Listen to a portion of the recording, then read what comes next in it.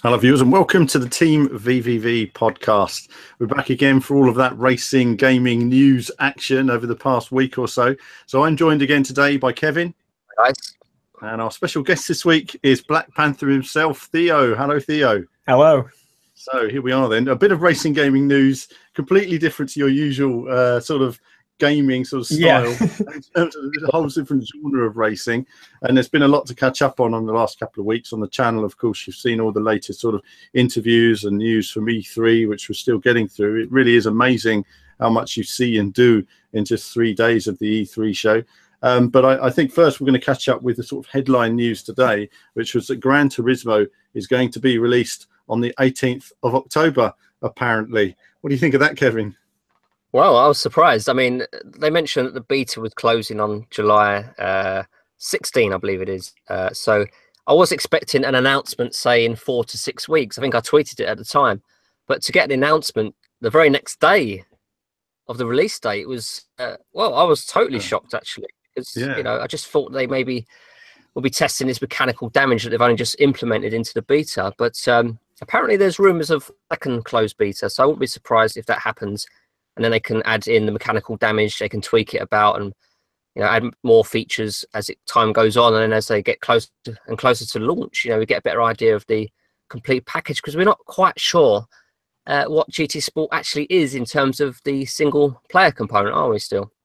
No, it's still a lot sort of secret at the moment. I watched the trailer today, and it was a lot more polished. It was a lot more of what we expect from a Gran Turismo trailer. I remember watching the first trailer just, you know, what was it, best part of 18 months ago, and I was sitting next to Theo at the time, and we sort of looked at each other like, actually, you know, that isn't that amazing?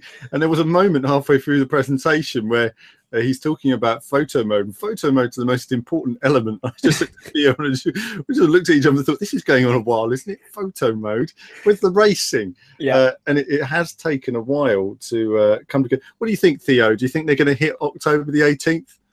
I mean, now that they've set a date, I'm kind of confident that they will. I mean, I expected them to announce maybe a date at, you know, E3 or something. Even if it was quiet, I was expecting them to have a date, but I guess not. But yeah, I think they'll hit it, hopefully. I know it was supposed to come out earlier, but they decided to do probably add a lot more cars and that kind of thing because the whole building up again. But I'm confident they will.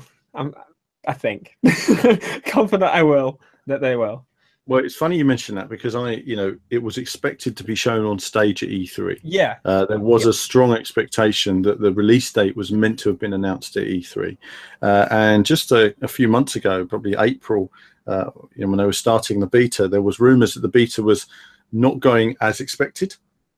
And that actually there was one thought process that they were going to launch it quickly upon everybody, sort of as early as July at the time.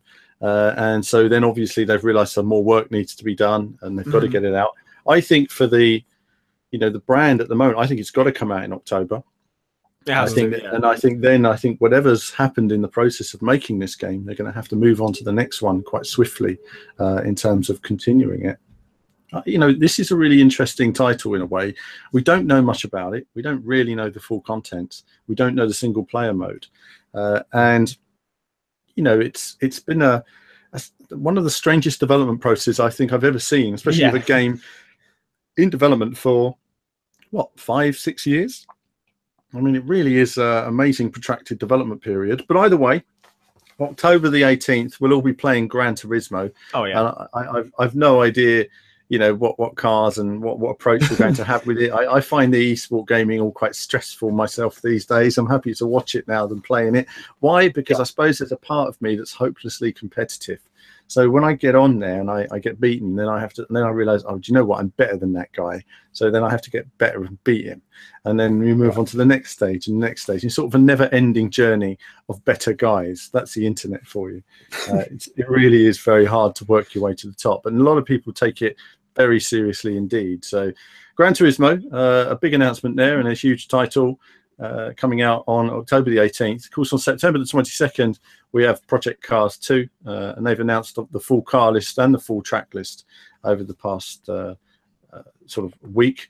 The track list in particular is is an incredible track list. I mean, it really is an amazing sort of selection of courses that they put together here. And what it means is, you know, I remember when Gran Turismo 3 came out years ago, and I said, well, it's got Le Mans cars, but there's only 3 tracks that Le Mans cars can run on. You know, it's got other types of cars and touring cars and stuff, but there's only certain tracks they run on.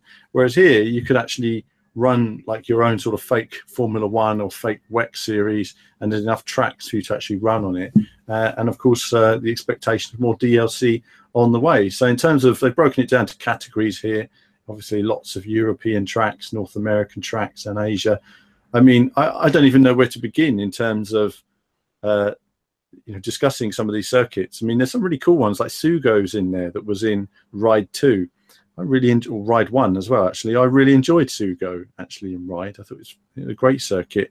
There's just lots of, Bathurst is always is always in there. You got the Dubai from the first one. I mean, I like stuff like Imola and Monza, you know, Spa, you know, obviously Long Beach is in there, and we've seen some of that now. So in terms of tracks and content, you know, Project Cars 2 is storming along. This really is going to be a titanic smash between those two. Theo, you've played Gran Turismo. Have you played a bit of Project Cars 2 as well? I haven't played Project Cars 2. I didn't get a chance to play that one, but I am actually quite looking forward to it. The original I had issues with, but from what I've seen, they've over time fixed those and kept to their word and fixing them. And the second game, the amount of content is very impressive, and they have the actual proper, you know, dynamic time and weather, that kind of thing. The other series are dropping, and they're doing quite well on it. Absolutely. I mean, one of the big issues was control pad driving. I played various demos where I still was a bit, you know, we played it earlier this year, and I was playing with Ed, our drift guy, and he was, you know, some cars handled good and some cars handled not so good. But I can say, having played the full game, that they've made radical improvements on a lot of the cars. And I was racing with a Sierra Cosworth, I think it was, and it was, you know, really improved. I mean, the first game, it was horrible with the controller, and they've really sort of worked on some of that. So I think the proof is in the pudding of Project Cars. I think the only thing you can't know, this is the problem with previewing Project Cars, is if there's 180 cars, you know, 150 of them might be amazing and 30 of them might not be. You just don't know. So it's one of those things where we have to just get it and play it. But like you say, I mean, you've got the dynamic time of day, dynamic weather, dynamic racing line, but also seasons. So you can play a racetrack in the snow if you want to, with rallycross cars on a Formula One circuit. You know, it's going to be that kind of opportunity, you know. So I'm quite looking forward to seeing some of that stuff. There's lots of stuff we haven't seen yet, and I think there's still a few surprises up their sleeves as well, which they're not announcing. So Project Cars track list is epic. Kevin, what do you think of it? Yeah, I'm just looking for it now. I mean, I'm surprised actually just how many karting tracks layouts they have, because as I understand it, they don't have the supercarts in Project Cars 2. It's just the lower powered stuff.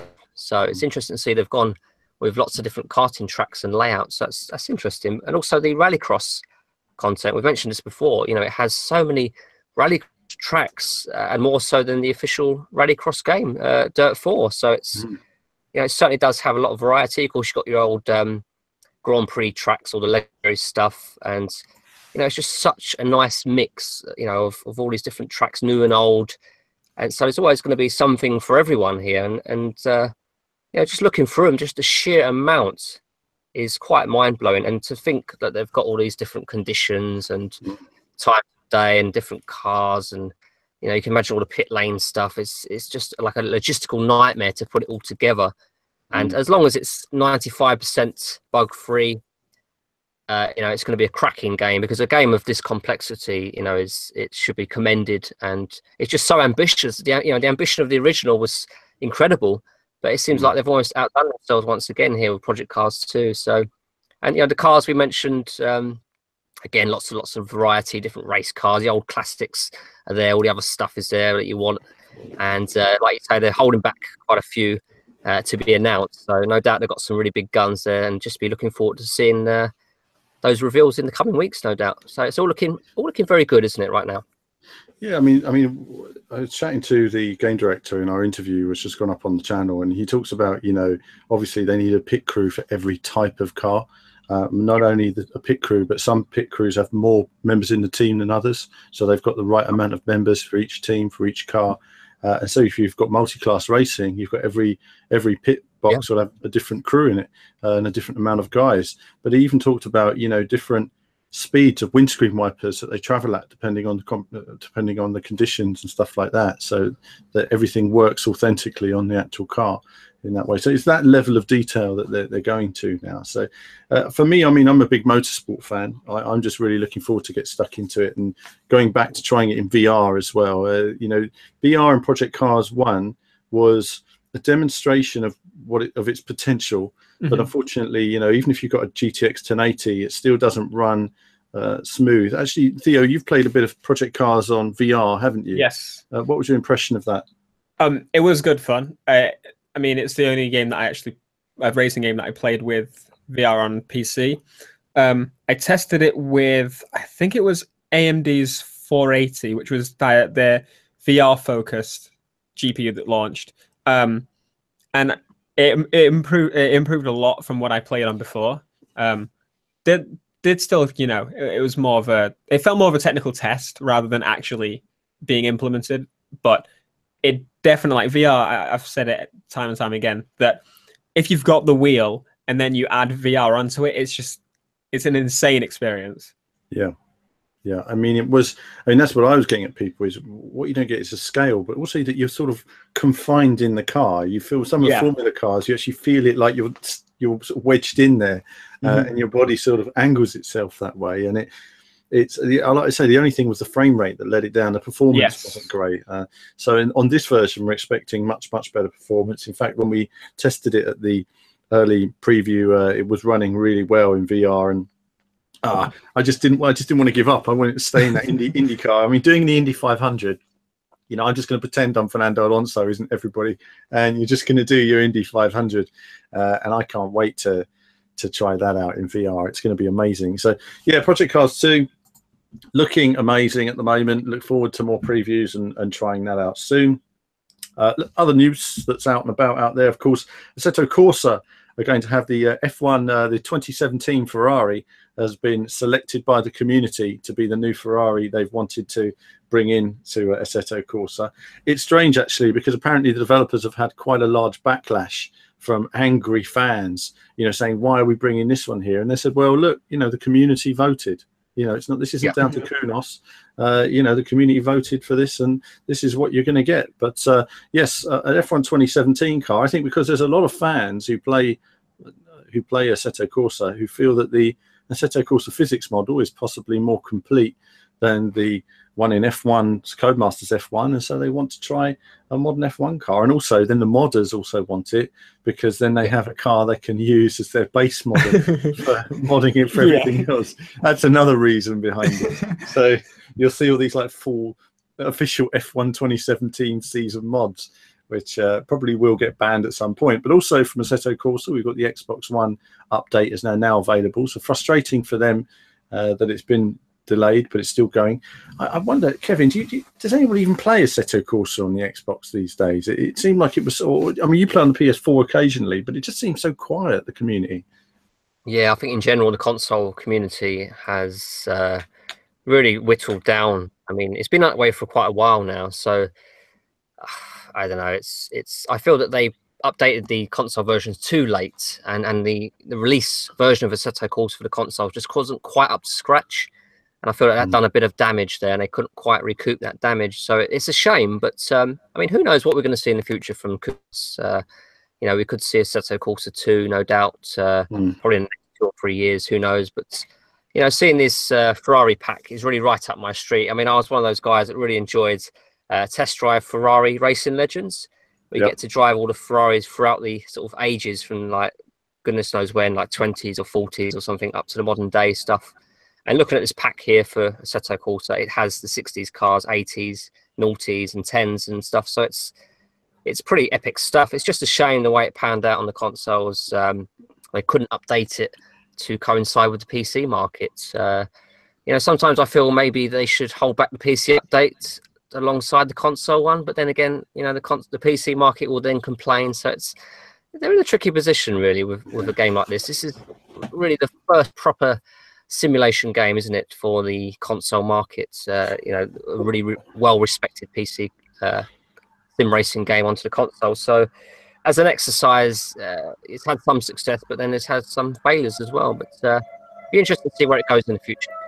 Yeah, I mean, you know, the thing is that I think because when they released it on console, they already were behind when they released it on console. They've been constantly trying to catch up. I think with a reset of an Assetto Corsa 2, which will need dynamic time of day and weather, you know, there's a new opportunity to make sure that all, you know, with more income, to make sure that they can really develop on that in the future. But it is a bit of a shame for console fans. Have you played any Assetto Corsa, Theo? I know it's completely different to your cop chasing Need for Speed action, but we'll get to that shortly. But have you played any Assetto Corsa? I haven't played much of it since the launch. I played it at launch, but when it comes to, I think the PC version just offers so much more. Yeah. And then when it comes to playing those, you know, track racing on consoles, I do think the other games just provide a little bit more to them, which is why Assetto Corsa, I think, doesn't do so well on consoles. And I think the main thing for me on that is modding, which is kind of not doable on the consoles. I agree. If you're not modding on the PC version, there's not really much to work with, is there? Yeah. And I think that's the thing. It's been carried by modding. Let's talk about some other stuff that's been out there, because Micro Machines has sort of come and gone, hasn't it? I mean, what did anyone play? You played a bit of Micro Machines, Kevin? Did you play it, Theo? A bit of Micro Machines? I didn't know. No, it's a shame really, because Kevin made his first video and then it turned out it had no one-player mode, and I think which was quite surprising, wasn't it, Kevin? That's quite weird, yeah. Yeah, no. It had no career mode at all. It was simply just the multiplayer mode, which was quite bizarre. And it seems to have dropped without trace since then, which was a real shame. I think. What do you think, Kevin? Yeah, so Micro Machines, no single player mode. I mean, it's pretty criminal, isn't it? Because a lot of fans are, you know, in the 20s, 30s, 40s, and they grew up with these games. And of course, the single player component was a massive portion of the game, if not the whole game. And to see it omitted for this sequel, to me, it's a bad move. You know, it's going to alienate a lot of old players, and you know, people new to the series will have a lot of fun online because that's what they're used to. You know, younger players are used to playing more online, where older players are more, I guess, they tend to be more of a single player experience people. But you know, it's a fun game, but you know, it doesn't have that longevity because there's only so many modes. So it's a bit of it's almost like half a game, isn't it, without the single player component? Yeah. Tried some interesting things with different modes, battle mode and stuff. You've got the Hungry Hippos, which looks quite fun, and you know, they've got some pretty large maps for this battle mode. You could do capture the flag and all this business. It's quite fun, but you know, I need to put more time into it. Of course, I will be doing a review on this game, but so far from what I've played, it's fun for a certain amount of time, and then it becomes a little bit stale. So it is, overall, I find it a disappointing iteration for Micro Machines, and it just wasn't what I expected. I really did expect a pretty comprehensive single player mode like we've seen in Tabletop Racing World Tour. I mean, that game was such fun.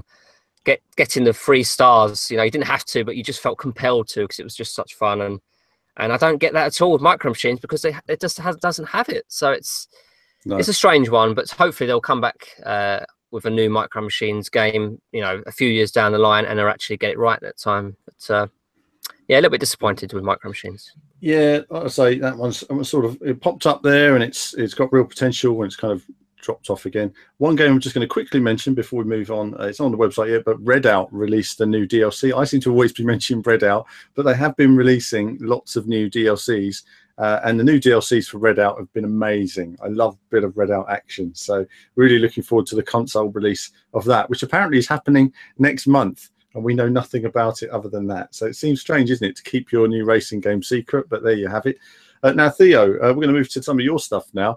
Okay. Need for Speed. We saw Need for Speed at E3. The demo was quite limited.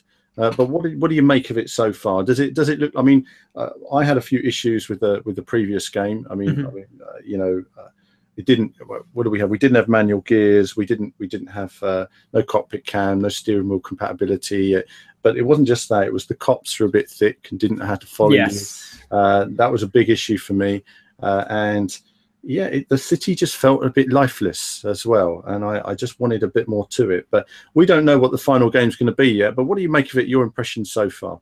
So I've played the build at E3, and I played one prior to that as well, which was pretty much early. It was a bit of the open world, not the whole thing, finished thing, and they had like a few cars for us to try, that kind of thing. So I've played those two, both those experiences. So the E3 one, it gave an idea of the highway heist, which was it was interesting to see the response, because a lot of people were confused, like wondering if it actually has races, because it wasn't a race.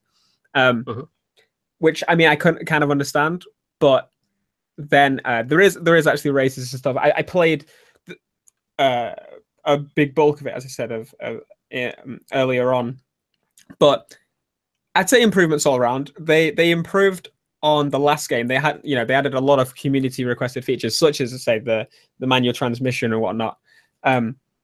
Those things got added, and from what I played, they were present in that build. So they've improved massively. I'd say the main complaint I had with the previous game, after everything had been updated and fixed and whatnot, would be the handling itself, which is kind of a big deal. The car would sometimes kind of, snap out for no reason whatsoever into a drift, and you'd hit a wall, and it would just be really frustrating.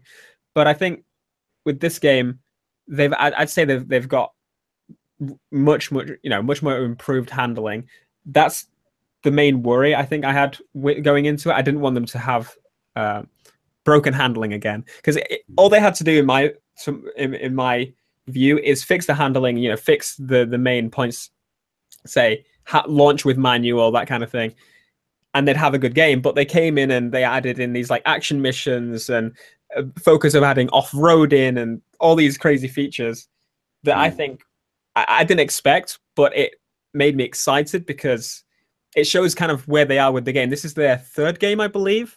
Yep. So they're now showing that they're building on top of what they've previously had. Whereas obviously Need for Speed in the past has been, 3 or 4 developers getting a year to make a game. So it's finding its legs again, I would say. Yeah, I mean, the developer actually, E3, asked me, he said, what do you think of the handling? And I said, well, there's only like 2 corners before you get to the petrol station. Yeah. I said, I did notice the slides were a bit more controlled. You could control the drift much easier than before. I said, if anything, the only thing I felt was a bit oversensitive was the car was a bit pointy. It worked a bit when you're getting through that bit, there's a bit of fire and you have to dodge and wreckage in the road, but it was just a bit too pointy. I think it just needs a bit more sort of a softer sort of middle bit in terms of the steering. Otherwise the car sort of twitches a bit here and there. So one of the things with the previous game, they had those handling sliders. Yeah. So those didn't work too well in that game. If you put it in grip, it would pretty much mean the car wouldn't turn. And if you put it in drift, it would just you'd turn and it would drift into a wall backwards for some reason. So it was hard to get a balance of that. And now that they've got the different categories, so in that highway heist mission, you're in a race car, which the sliders are then dedicated to, do you want it easy or do you want it hard, rather than trying to have one side is grip, one side is drift. So when it comes to the drift cars, it's again, do you want it to slide easily, or do you want to have a bit more input in how it controls? So they're able to kind of fine tune it a lot more. So I'm excited to see how that works. We played around with an early version of it a while ago. And from what I actually played, it's pretty much, the sliders are now a difficulty, which I'm happy about, because that was my main thing. There's a lot of people that like certain specific Need for Speed games, and they've been trying to find a good balance for the handling. But I think this is the better step they should have done from the last game. But the car in the actual highway heist, so that one is set. That's a race car set in the middle. So that's pretty much the handling you'll get when you jump on the game. So it's designed for more easy to pick up, hard to master, that kind of thing they always say. Yeah. So then after that, you can go in and tweak it and play with it yourself, which is, I mean, it's a good step as long as they get it right. I haven't played recently. No, I mean, it seems like they've got, obviously, the scale of the world seems to have increased. A lot more you can do within it. I think, like you say, a lot more intense action now. They want it to feel like there's more going on in this world. And I did feel it was just such a taster. I just didn't really, I wanted another 5 minutes just driving, you know, just to see what happens afterwards. Just get a bit of vibe for it. But it visually, and obviously, I mean, visuals were never a problem. I mean, they've got incredible technology there. I mean, the car modding screens and everything else are amazing when you're going through. I mean, there must be like, 150 hubcaps and stuff like that that you're never going to use. And you can make some horrific looking cars very easily as well. So I did make one. I think we might have it on the channel. I didn't make one. Sorry, that was a cameraman. I made a reasonably nice looking one as it happened. But there you go. So no, looking forward to seeing that and how it comes along. What else have we got here now? We've got another big one for yourself, Theo, is The Crew 2. Yes. I was pleasantly surprised by The Crew. I really enjoyed it. What did you think? I did not expect that in the slightest. Like, I was expecting, maybe a different map and some more cars. Yeah, different storyline, that kind of thing. But no, they decided to go crazy with boats and planes and stuff, which was, again, as I said, unexpected. A few people were actually kind of skeptical about that because they felt almost as if they were losing one of the few arcade kind of racing games we had. But after experiencing it myself, it's almost as if they have tripled the size of the studio or something and made each, set them to each make one of the factions. So like planes, cars, boats, because from what I played, they've really dedicated on having so much content per category. So you can actually play the whole thing if you want to, with just, not touching the planes or not touching the boats, that kind of thing. So, but from what I've played, I love all of it. It's just so fun to kind of switch around and play with it. And it's becoming a massive kind of sandbox game where you can just have stupid fun and no objective, but you can have an objective as well if you want to. Yeah, I mean, I like the way you can change on the fly. It reminds me a lot of it reminded me a bit of Driver San Francisco in a way. Yes, I got that from one vehicle to another. And I just imagine doing like some kind of car chase where I'm chasing you, and then we have to change into planes. And then we have to change into boats, and we have to jump off something onto an area where we turn into a car, and it's just going to be bonkers, in terms of the way to play it. But the feeling on the water was great. The water looked amazing. I just love that feeling of going around over the water, and also the plane controls were really good. I was saying to Kevin, actually, they were more challenging than they look because you had a lot of crosswinds the higher you get, and it was. I thought the whole world. I came off it saying I really, really enjoyed that. And I think the only thing that needs a bit of work, I felt, was the car handling. If anything, it was a bit light and airy. The car, it's sliding around with kind of weightless. And I just felt the car handling needed a little bit more depth. But other than that, and it also, obviously, they've got these massive jumps now and stuff like that, which they show you in the opening demo. But besides that, I walked away saying, wow, Crew was one of my top games of the show. So I'm really looking forward to it. It seems like they've got a lot to do between now and sort of middle of next year. I mean, the scale of that map, I mean, I look at it sometimes and think, how on earth can you guys do this? Yeah. It's not like they've just done some sort of render engine that just does it all for them. I mean, someone's had to go in there and make all these streets and put all these buildings together. And with this game as well, they've increased the detail on like making the cities bigger and more to scale than they were before. And I don't know how they've done it, but no, impossible. Yeah, impossible. I remember one of the first videos I did on The Crew years ago was Coast to Coast.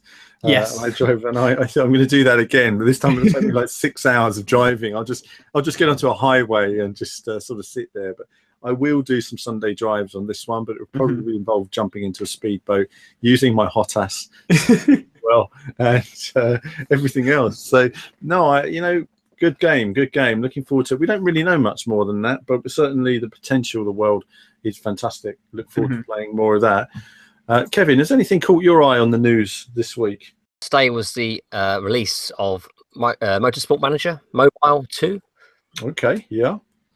Yeah, I mean, the first one was obviously reasonably popular on the PC. Then they brought it out on the desktop. Well, I've got a friend of mine who's currently going through the review at the moment. He's loving it. For him, it's like the PC version, and even better. So, yeah, if you like Motorsport Manager, it's funny. The manager game on concept sounds a bit dull, but when you actually play it on the PC and you're watching your cars racing around and you're communicating with your drivers and everything, it's actually pretty good. The only problem with it, it's a bit time consuming. I'd like to see on the mobile, and I'll find out when he does his review, just how handy it is to pick up and play. Because if you think about it, motorsport isn't something you can, unless you pick it up, unpause it, do one lap of your 50-lap race, and then that's it, pause it again and continue in a week's time. One race takes like 3 years, so that's the only issue.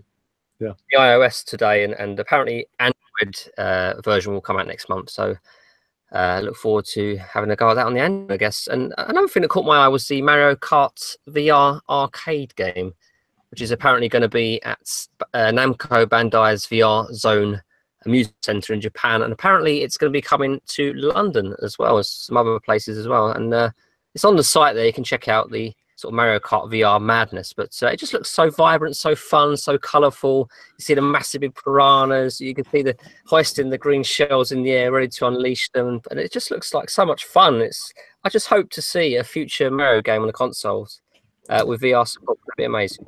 Well, you know what? It does look fun, but I have to admit, it does look somewhat terrifying as well. When you're full scale in there and you've got Princess trying to kill you with a red shell, or some big plant trying to munch you, I just think it's the stuff of nightmares. Isn't it? Oh my God, the big plant's going to eat me. The giant bullet is going to shoot me in the head.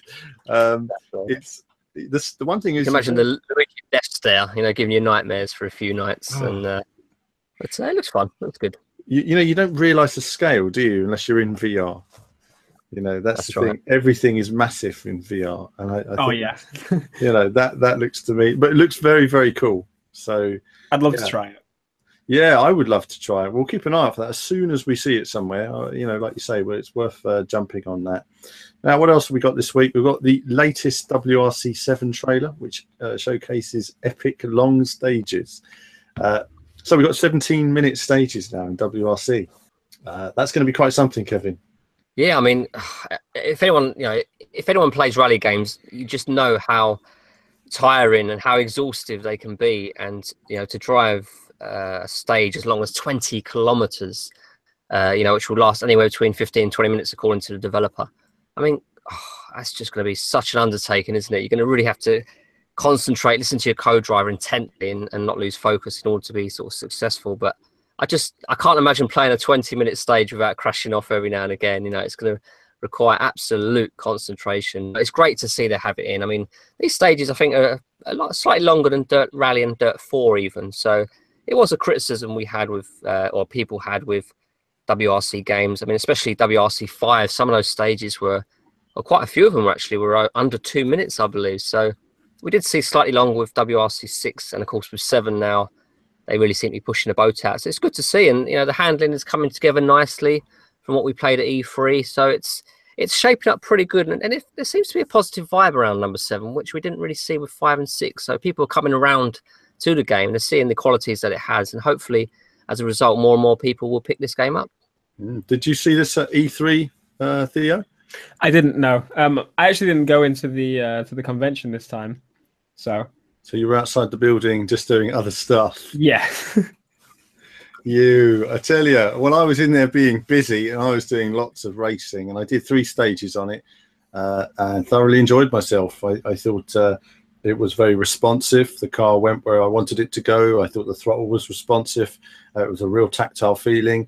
It was certainly, for me, the best feeling racing game, rally game I've played in a long time. And for me personally, I felt a lot more from it than I did from, say, Dirt Rally. And that would shock the Dirt Rally people. But, I can only say it as I felt it. And I know a lot of people, dare I say it, moaning about the co-driver. And don't get me wrong, he does sound like a bit of a robot. But having said that, his calls were on point. And the most important thing for me in a co-driver is that he's telling me what's coming up ahead. Mm-hmm. And so he did that. And I did quite lengthy, complex stages for my first ever go on the game, and was pretty much able to handle them all right. The only issue for me at the time was I didn't know what button was my handbrake, but besides that, it was tip top. Right, I was playing with this new Thrustmaster brim, this new big one, which really added to the. I don't know what the rim's called. I've asked some Thrustmaster representatives who didn't know what it was called either. So really look forward to trying that at some point and seeing the finished game. So yeah, WRC 7 might be sort of I was saying a bit of a silent hit this year. You know, I look forward to seeing that. So seeing how that goes. Wow, it's so busy. You know, we've got Isle of Man TT. Of course, we put up our developer interview this year. Do you play any bike games, Theo? I don't specifically buy bike games. But from whenever I've tried bikes and games, for example, in the Crew and Drive Club, was the last time I probably played it. It's a lot of fun, so I think I should probably try it. You know, Milestone have made great improvements with Ride 1 and Ride 2, and you know they're the big rival. But we'll just have to wait and see. The physics weren't implemented in the E3 build. They were 10 to 15% complete. They said to me, Alan, do you want to play it and record some footage? And I said, well, what's the point? You've only put 10% of the physics in there. You know, the bike's not even working properly. So let's just wait until you've got a finished game to show me. I think sometimes developers want to show a game, but the audience watching don't necessarily appreciate what in development means. And so when you're saying, yeah, that's in development, they just don't get it. So I would say, look, just hold it back until you're ready to show people. But either way, I think they're going to have a much better sort of setup for Gamescom in a few weeks' time. I think that'll be. Will it be any good? You know, it's got potential. I mean, the work they're putting into the Isle of Man is 21-minute lap, I might add. So it's a hell of a lap. I don't know how you remember those corners and go at those speeds. The guys who ride those bikes are absolutely bonkers.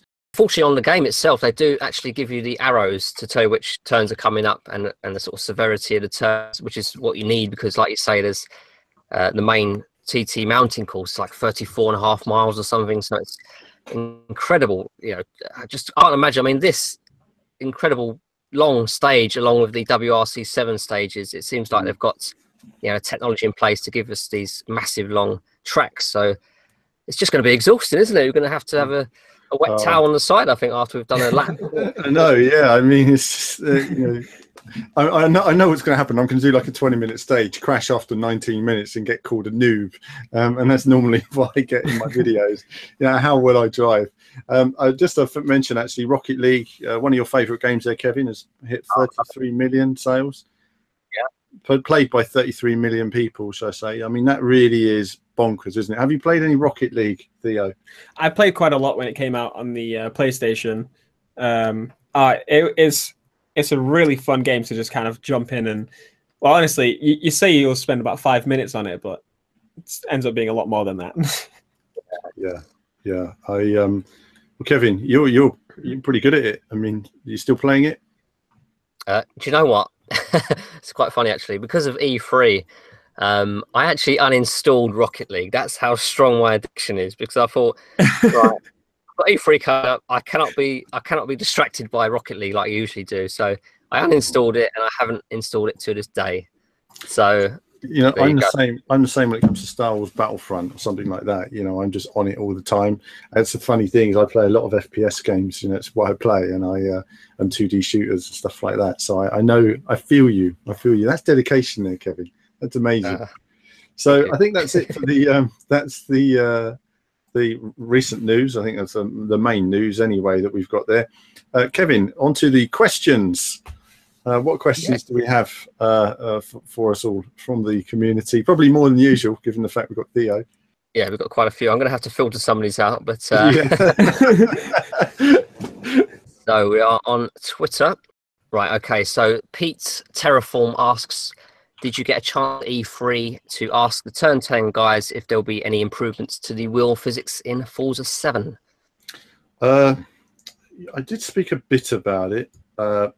Dan doesn't go too much into physics. We do have an interview coming up with Dan Greenwald, and when I ask him about the physics, he kind of doesn't go into it at all in the answer, and you'll be able to see the answer for yourself. As for the wheel, I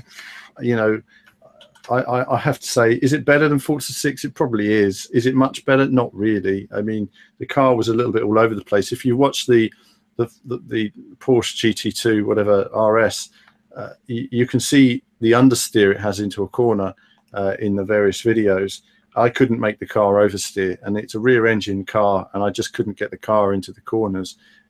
You know, it was more like a bus, dare I say it, than driving a sports car in that way. I mean, I was modulating my braking, I was coming off the power, trying to shift the weight forward. I was trying all different techniques to get the car into corners. And, you know, you'll have seen me working the wheel a lot in the first video. That was down to some kind of assist that was cutting in, and it was sort of automatically altering my steering. And I was trying to counter that. When I did the second video, I turned off the assist and made sure it was all off. And still, you know, the car, like you say, wasn't getting into corners in quite the way it should. It wasn't leaning on its suspension. So, you know, I played it with a controller, and it was much, much easier with a controller. Theo, did you play any Forza 7 with a controller or wheel? I didn't try it with a wheel, but I did try that at Goodwood. I tried it on the big kind of rig thing. But I tried it with a controller for the most part, and I just said it probably feels better, but I can't tell. I think they're at the point now where they're just kind of, they're happy with what they have, and they, you know, fine tweaking some kind of number that I don't know, that they know of. But yeah, it handles like Forza, I guess. Yeah, I mean, it is, isn't it? I mean, it's got that kind of Forza handling now, and like, yeah, it's funny. I got the same sort of feeling from them. You know, they're happy with where the physics are right now. They're happy with their retail sales and with their community. And I think, you know, who can complain? You know, they sell millions of units of their game. This will sell millions, whether it's got perfect handling or not. Really, it's not going to quite get analysed in quite the same way. I think years ago, Forza was always about, you know, I could go into my Dan Greenwald impression, but I won't. Not me too about Forza. No. So we did a deal with Calspan, and I remember this deal we did with Calspan, and you know, that was meant to change the physics and Pirelli and stuff like that. And you know, it didn't make the perfect physics handling, but you know, they found this balance that they like with Forza 5 onwards. And unfortunately for me, I was a massive fan of Forza Motorsport right up until Forza 4. I love Forza 4. And then from Forza 5 onward, they've kind of lost me in terms of the direction they've got, and the over spinny wheels. When you turn off traction control, some of the cars are just barely drivable. You know, it's a lot of understeer. Yeah, a lot of understeer, a lot of wheels spinning, not able to get control of traction. It's beautiful looking game, amazing menus. Everything about Forza's are perfect, apart from the fact that they've not necessarily had dynamic weather and stuff like that in the past. They're a bit behind on that, and you know, in a way, I kind of feel Playground Games are the sort of the leading Forza brand, though. Yeah, it feels like that. Yeah, they've really taken over, haven't they? I mean, there's no doubt about it. You play a lot of Forza Horizon 3, Theo. Yes. I mean, it must be one of your top driving games. Yeah, it's what, you know, one of the go-to open world kind of driving games. I mean, I do feel a little bit as if now they are kind of they're comfortable and they're not adding too much. But the thing is, you can't really complain too much because it's already a great game. You know, the base isn't bad, so I think they're getting comfortable with that. I'm hoping that they're gonna mix it up with the next game. But yeah, it's just they're in the comfort zone right now. They don't really need to do anything. No, I mean, it's and who can blame them? So yeah, that's the first question. Goodness me, Kevin, we better crack on. We've got to say. Right, okay, so next question comes from Adrian Pullen, who says, the Project Cars 2 track and cars lists have been released. In your opinion, what cars or tracks are missing? You're asking me that question. Do you know, that is a really tough one, and it's I'm going to pass on that question. Actually, I've not seen which tracks are missing. If I was to say anything, I quite like Lime Rock Park. Lime Rock's quite nice. There's a couple of US circuits I'd probably like to see, Barber Motorsports Park or something like that. But I mean, on the whole, though, can we? We've got an amazing. I mean, let me just tell you that is the biggest and best track list, and all of my favourite circuits are in there, so I can't complain. There's nothing in there that isn't one of my favourites already. You know, you've got Brands Hatch and Alton Park, stuff like that in the UK. You've got Long Beach now. You've got Monaco. You've got Spa. You've got Laguna Seca. You've got Road America.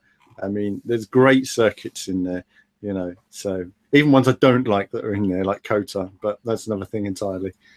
Right. Okay. So Adam Lee asks, "What's your favourite thing in Project Cars 2 you're most looking forward to?" I'm going to hand that to Theo. What are you most, what are you most looking forward to?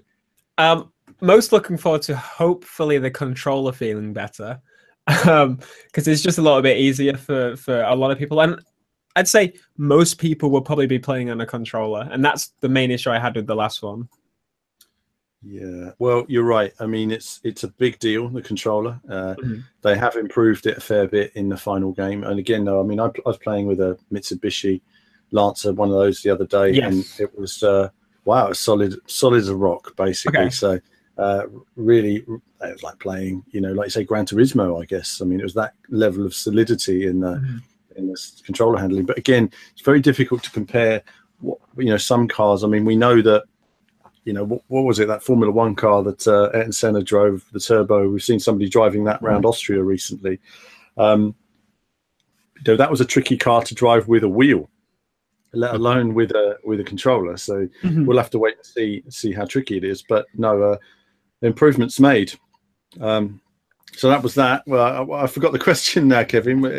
What was that? What were we most looking forward to in it? You most looking forward to in Project Cars 2?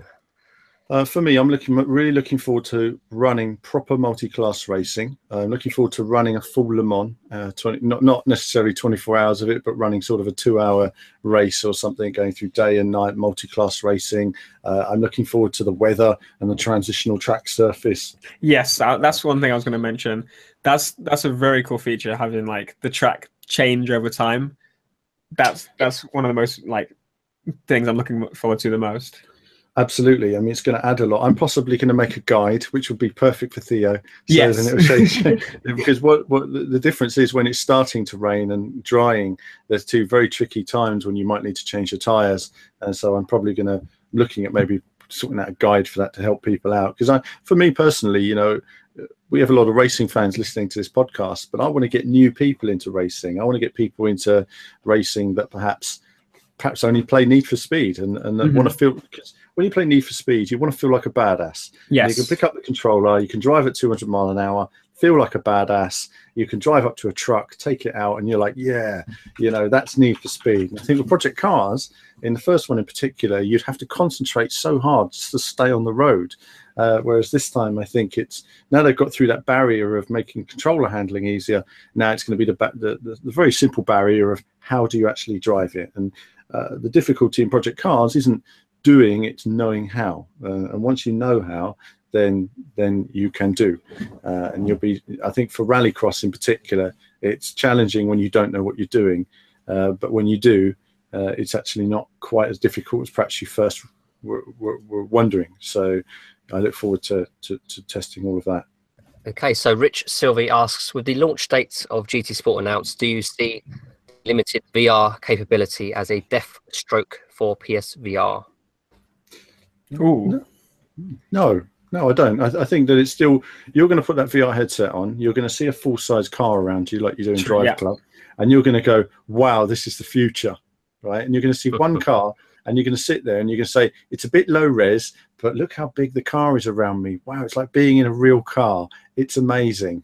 And I think that's what PSVR has shown already, and Drive Club VR, if you've used that in VR, is, yes, it's really blurry, but when you're driving it sometimes, I've driven it, I've been in some of the real cars that they have in the game, and I think, actually, this is just like being in the real car. Yeah. It's amazing. It's just low res. You've played it, Theo, and what are your thoughts?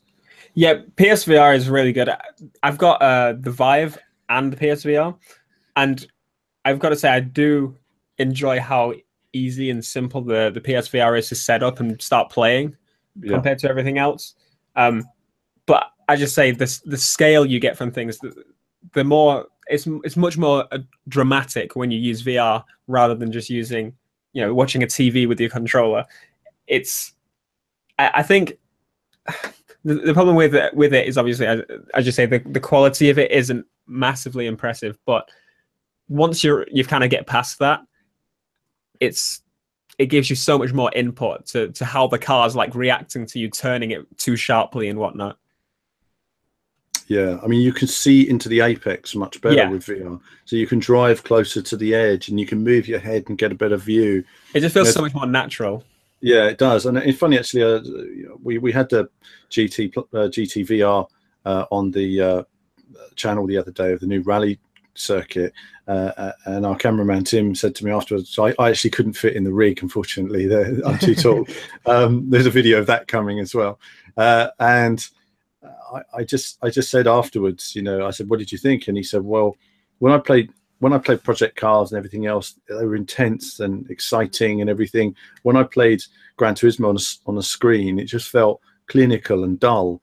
But when I played it in VR, I was in the car and it was shaking and everything was moving, and it was much more intense than the actual screen experience.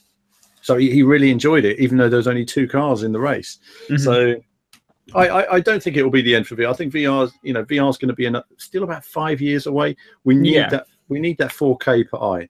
That's what we need. The problem is there's rumors of the PS5 coming out in 2018, 2019, and apparently it's just going to be like a step up rather than a sort of a true generation console. If that's the case, then we won't get this massive leap in the VR. The power to power these VR headsets. We won't get those experiences that we crave. So I hope I hope the PlayStation 5 will hold off a bit longer, so we get this amazing step up for VR experiences. But the GT Sport PlayStation VR experience is only one-on-one car racing, so it is. It's going to disappoint a lot of people that don't know that it's only got one-on-one races. So I just hope people know about it. I hope they make it clear that this is a very limited mode because of the technology, and we haven't got the resources quite yet, the power to power this technology. And so I don't know. It's early days, isn't it? It's just this generation has been pretty disappointing, a bit underwhelming so far. Well, I'll just say, Gabe, that comment Gabe was making what I call an educated guess based on the technology. So, for example, we've got a certain type of CPU, and in 2019, they're going to make a big step up in terms of CPUs on the PC. So what they're saying is if we get a console out in 2019, that will do the maximum of current CPUs, and then there'll be a big step up. 4K VR isn't expected for the general public until 2022 to be affordable. But I spoke to somebody recently who's already tested a 4K VR headset. So they do already exist behind closed doors.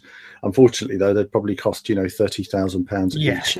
So it's not like it's for the general public, but they are very impressive.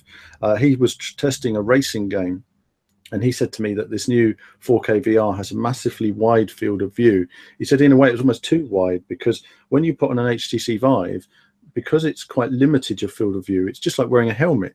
You kind of feel like you're in there. So he says, in a way, you almost want to make it a bit smaller, but a bit sharper in terms of what you're looking at. So I do look forward to seeing where that comes in the future. But yeah, as for PS5, there is a thought process that they messed up a bit on the Pro. The Pro wasn't as powerful as it should have been. A lot of games you can barely see the difference. I haven't bought Pro. I don't see the point. Yeah, I've got one, and I was a little bit disappointed by it. I originally just carried on playing on my 1080p screen and doing the super sampling method. And honestly, I didn't feel much at all. I eventually just thought, what, I'll buy a 4K TV. I'll properly try it, HDR, everything. And I've got to say, from what I've played, there's only probably 2 or 3 actual 4K games I've played. The rest of the it's like 1440p upscaled, checkerboarding, all that stuff. But there is a difference. It's just, I would say the biggest difference would be HDR, but the standard PS4 actually got the HDR update as well. So it's an interesting one. I think as well with the Xbox One X, I was expecting, from what they were saying, true 4K, all this kind of thing, that every game was going to be 4K on that too. But it's come to fruition that it's going to be more powerful than the PS4 Pro, but not every game, again, is going to be 4K. No, I think that people said, 6 teraflops was never enough. Naughty Dog developer was saying that, it's not. But, again, it's another step up, isn't it? But it's considerably more powerful than an Xbox One S or Xbox One. Yes, a lot, yeah. In that sense, we should see games running you know, and they showed them at the show. Actually, they were running pretty much like a GTX 1080. You know, that's how games were running. They're actually the same as a 1070 apparently, but because the architecture of a console is different to a PC, you can't rate it against the PC because they It's maximize. very different. I mean, a GTX 1080 on a PC will never be fully maximized, ever. No. You know, because it's not coded specifically for that, because they don't know what CPU you've got and everything else. You know, there's so many differences in PCs. So in that sense, I'm actually quite excited about the Xbox Xbox One X. It's going to run a lot of games really nicely, but also it has the Ultra HD Blu-ray. Which that is one thing, yeah, a huge omission. I just could not believe. I don't understand that. No, what is the thought process behind ignoring their own format?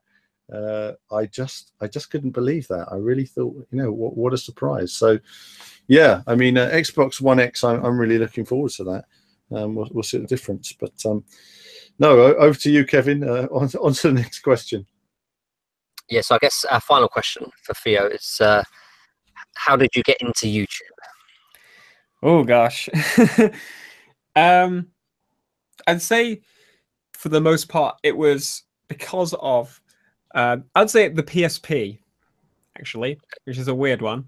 PSP mostly because I remember they had a service called Crackle on there, I think. And originally, that's now a movie service, I think, by Sony. But originally, it was trying to be Sony's YouTube. You could upload your own videos and whatnot there. So I was pretty much like a diehard Sony person at that point. So I was like, oh, YouTube, what's that? I'll stick with Crackle until it died. But the idea was pretty much just sharing videos with my friends, which was usually quite embarrassing if anyone could actually find them. Me probably like miming along to songs and whatnot.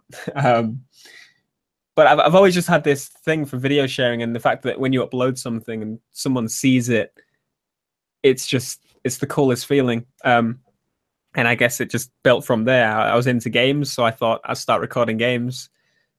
I started, I'd say the biggest push was when I got the PS3, because I was watching people do PlayStation 3 versus 360 and comparing games, and I just wanted to kind of get into that. It just interested me, really.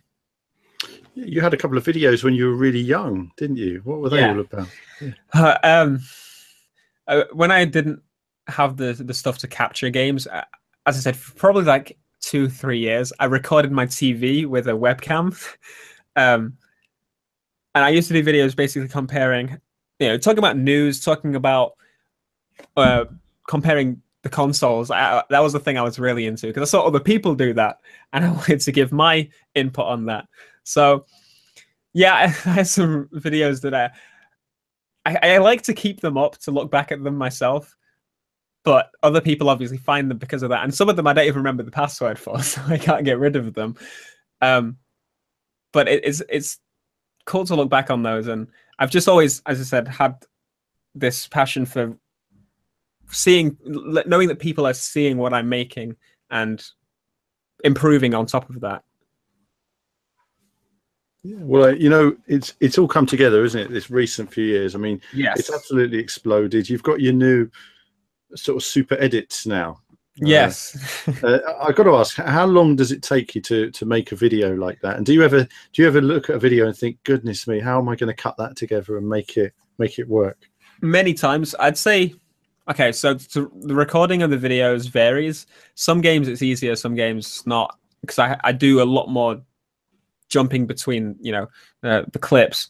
Some games I will probably record, say Need for Speed Most Wanted 2005. That's a series I'm playing at the moment. That probably takes about an hour to record, and I cut that down to about 16 minutes, something like that. So you can see there's a lot of that gone. A lot of it is obviously loading screens and whatnot, but so an hour to record. Then to edit, it's probably average. The shortest one I've done is probably 2 hours now, I think. But that was like not as edited as some of the stuff that I've been doing recently. Yeah, it does take a long time. Something I do a lot of editing, as Kevin, and people never realise, I think, how long it takes us to actually edit the videos. And I often say to people, for every 1 hour's play, I do 5 hours of editing. Yeah. If you work it all out, you know. And in fact, we keep all complaining we're playing games less than ever. Yeah. We had less time than ever to actually play them. Sometimes you just want to play a game and not have to record and edit and review it. You just want to chill out and play it. But no, that's really great, Theo. So what's next for your channel? What are viewers going to look forward to? So for the most part, it's mostly going to be Need for Speed and the crew focus. That's what I'm mainly pushing for, but I'm obviously going to cover everything else. There's actually do you remember Car Mechanic Simulator? Yeah, vaguely, yeah. So they're actually bringing out a new one with a lot more features and stuff. So I'm looking forward to that. That's out on 21st, I think. They dropped the release date at the beginning of the month, and everyone's like, oh, okay, that's coming out. But yeah, mostly just more stupid stuff, me being a fool. Yeah, no, brilliant. Well, that's what it's all about, isn't it? I mean, that's what's grown your channel, and it's massive and it's amazing, and it's incredible, really. You know, and like you say, good luck to you moving that forward, and we'll keep an eye on it. And you'll have to pop back on the podcast now and again and have a chat with us about the new racing games and stuff like that. But no, brilliant having you on. I think that's it for now, Kevin, because we've got we could go into more questions, but that would take all night, and we've only got limited time to get this sorted. So, yeah, that's it from now for now from us viewers. So I hope you've enjoyed a little bit of random chat tonight, bit of Theo action. Thanks for coming, Theo. Thanks for having me. And Kevin, thanks for coming on as well for our usual rambles. And that's it from us for now. More action coming on the channel. You'll also have seen the new Project Cars content and some more videos you'll see coming up on the McLaren's World's Fastest Gamer as well. Hopefully I'll be getting some footage of people trying it at the British Grand Prix this weekend. But that's it from me for now. As ever, more soon.